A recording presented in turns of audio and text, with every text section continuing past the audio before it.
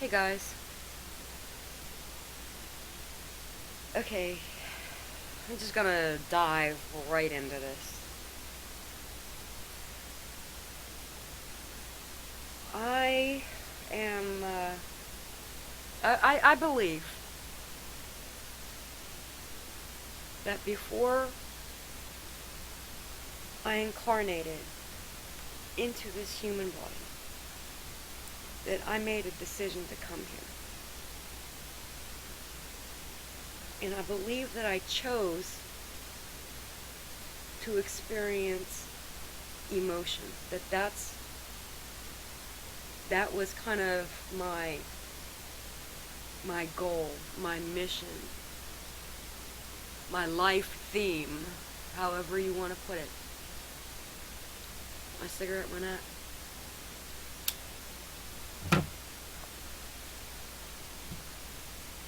And I'm going to start by telling you something. As a child, we're going back to grade school, okay? I never really wanted to be like the other kids. I wanted to have some friends, but I didn't, the popular kids, I wasn't really interested in that. I didn't want to be like them. I didn't want to hang out in their little cliques, and I let them be. And I, made my own friends, and I let them stay at a distance. And a few, you always have a few friends, and you get close to, and that was good enough for me. I didn't worry about what the other kids thought or what they said. I didn't want to hang out with them. You hear, getting older and everything, and everybody's hanging at the mall. I didn't want to. What was the point? What was the point? I don't have any money to buy anything. What do you want to go to the mall and just hang around for? Window shop. What do you want to do that for? It's a waste of time. I could waste my time right here. So, anyway, I think I was in maybe 7th grade. And I went to Catholic schools up until 8th grade. And I'm standing in line as we're changing classes. And the nun, she motioned, she says, "Robin, come here." And I'm pretty much at the end of the line. There's a whole line. There's like 20-some kids in front of me or something like that. So I walk up to her. And she puts her hand on me and she leans down toward my ear. And she says, "Robin, you must be very close to God." And I just looked at her. She said, "Go ahead and get back in line." That's all she said. She saw something in me. She saw me for who I was on the inside. She saw the goodness in me, that I didn't care about what the other retards were doing, because you know how at that age, the boys are always up to no good, and there's a lot of mischief going on in schools, and I could care less for any of that. It didn't bother me, and just because I wasn't in their group, if you're not in their group, then you're target for whatever kind of words they want to throw at you. It's just like, whatever. Honestly, that's how I looked at it. I'd just be leaning against the wall, waiting to go in the classroom, and somebody say something to me, and I'm like, like what you say matters. So, we're gonna skip forward a lot. Early 20s. I'm driving down a dark road, and my husband in the passenger seat. I didn't have a license. The only lie that I told that night is that, my husband was driving. Because, I'm not going to admit I was driving without a license. It's just not necessary. But, okay, so I'm driving down this dark road. And I see something in the road. And it's moving. It's in one place, but it's moving. And I'm thinking it's a bicycle. And as I got closer, I realized it was a motorcycle. And so I pulled over. And I could see the guy laying off. He's still in the opposite lane. And halfway, you know what I mean? He wrecked. His bike went up on the hill. Somehow the way he turned the wheel of it, the bike ended up in the middle of the street. And the wheel was still spinning as I was approaching. And it just happened. I walked up to him. His kneecaps looked like cantaloupes. And they were swollen. Like, he was in bad shape. Barely conscious. And I'm trying to tell him, hold on. We're getting you help. And I was screaming to my husband, like, immediately, as soon as I seen the guy. I was out of the car and running toward him. I was screaming to my husband, go knock on the door, call 911. Go, because there was a couple houses. So that's what he did. And I stood with the guy. And I tried to comfort him the best that I can without touching him. Or, And then all of a sudden I hear something.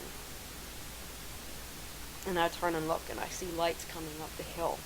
And it was a pretty big bend. It wasn't much room. You know what I mean? When you take this bend. And it was dark. All of a sudden I realized what it was. It was coming at me. And it was a BP tanker full of gas. And I stood in front of that guy.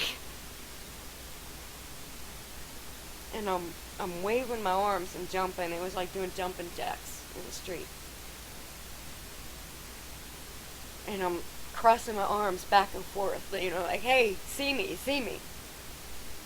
And the driver wasn't seeing me. And I wouldn't move. I would not move. Because if I moved out of the way, he would have thought it was okay to continue driving. And he would have ran him over. And he would definitely have been dead. And I stood there. And I almost got run over by this truck. And when the guy realized, when he saw me, he wouldn't have seen the dude. If I wasn't there, he wouldn't have seen the guy laying on the ground. Because he barely saw me standing there waving. And when he put on the brakes, he almost jackknifed. And the truck, he had to veer it, and it went across the other lane, across the other edge of the road, and it almost went over the hill. I would not move.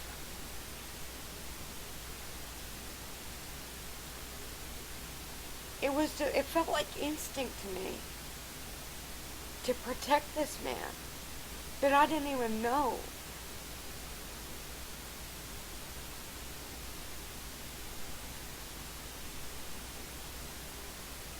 And I almost died trying to save him. The driver got out of the truck and he says, I almost ran you over. I almost hit you. I said, I know. Oh, I know. I know how close he came to me. And the speed he was coming.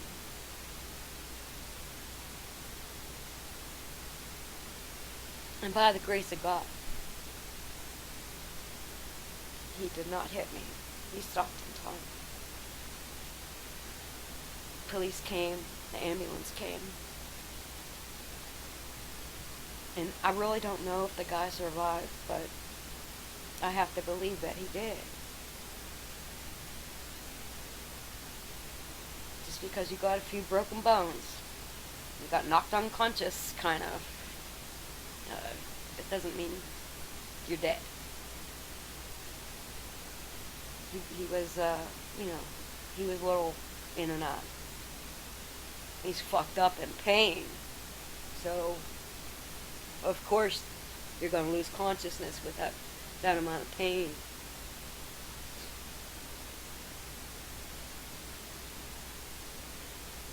But I think that says something about me.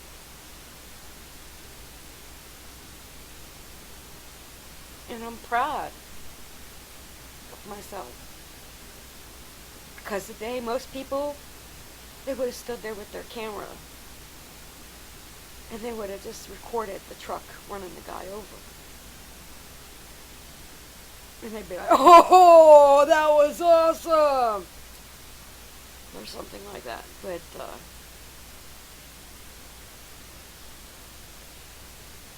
knowing that I was willing to die for someone I didn't know. It's a good feeling. So I know who I am. My core.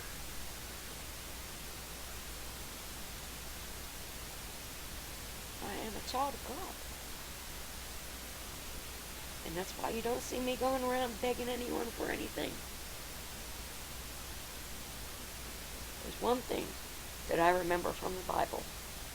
Is a child of God need not beg. And I don't beg.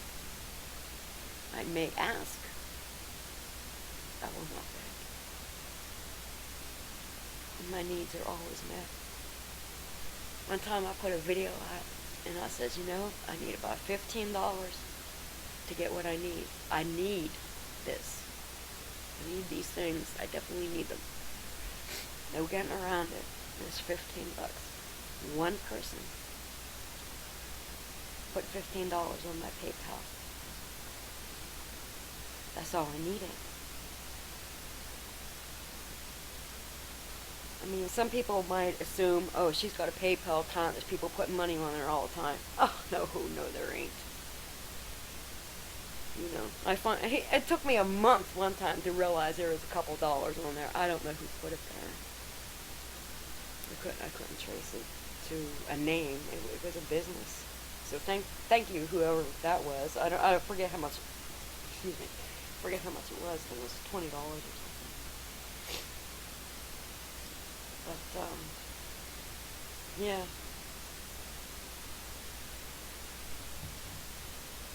And I heard what I believed was the voice of God. I know I said this before, but I've got different subs right now.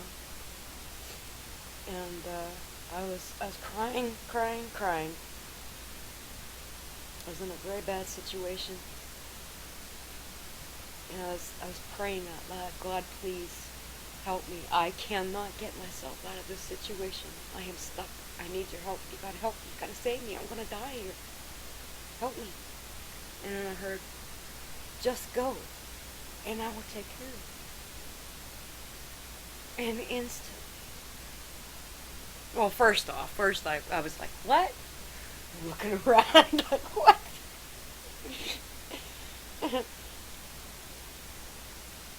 Every worry that I had, every fear that I had, every pain that I felt, every discomfort that I felt, all went away. And I laid down in my bed, as peaceful as I could ever possibly be, and I fell asleep. And when I woke up, within a half an hour, I had packed my trunk and was already on the road, leaving. That's how powerful that was. Now I feel very bad for people who are hearing voices in their head that are telling them to do bad things. Like the guy in Homestead that just burnt down 5 historical buildings because he was worried about the apocalypse and the antichrist. Thank you, media, and scientists for pushing that doomsday clock to 2 minutes to midnight. Freaking some people out there.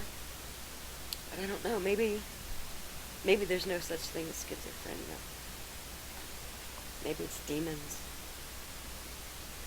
I don't know. But I believe what I heard to be God. And I know He loves me. Always has. Peace out, God bless.